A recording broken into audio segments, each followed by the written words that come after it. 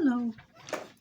We're going to talk about that awesome hymn, the Battle Hymn of the Republic, and it's based on Psalm 24, verse 8.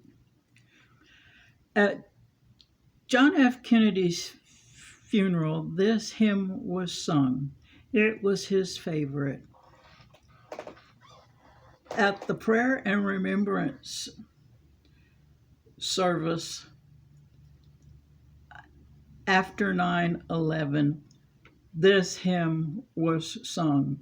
The lady who wrote it in 1861 was a leader in the women's rights movement. She was also the founder of the Girl Scouts of America. She wrote the words after a visit to a Union Army camp just outside of Washington, D.C. She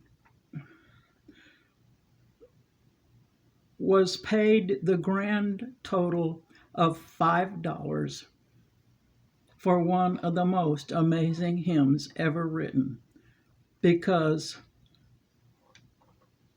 it brings tears to the eyes of those who sing it. She starts it with, "Mine eyes have seen the glory of the coming of the Lord." What does she see him doing? She sees him trampling out the vintage where the grapes of wrath are stored. That vintage is our old wine of sin. What has he done? He's loosed the faithful lightning of his terrible swift sword, because his truth is marching on. Like we said in a previous lesson, she has seen him in the watchfires of 100,000 circling camps. Those soldiers around that campfire had built him an altar in the dew and dampness of the evening. She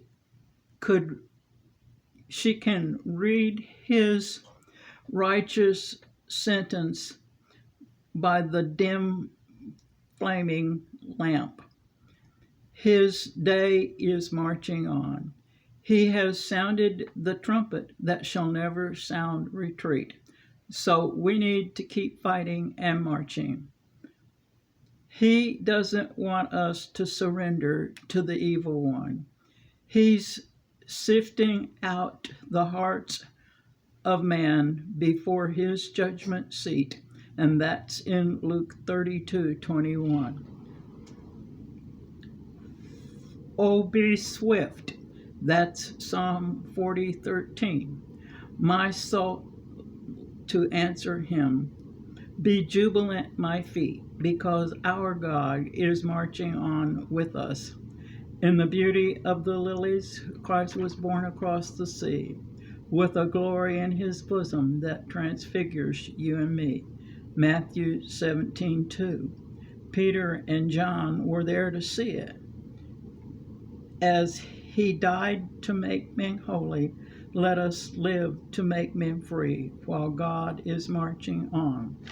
While they are marching, they are singing that victory song we talked about before, and that's the chorus of this hymn.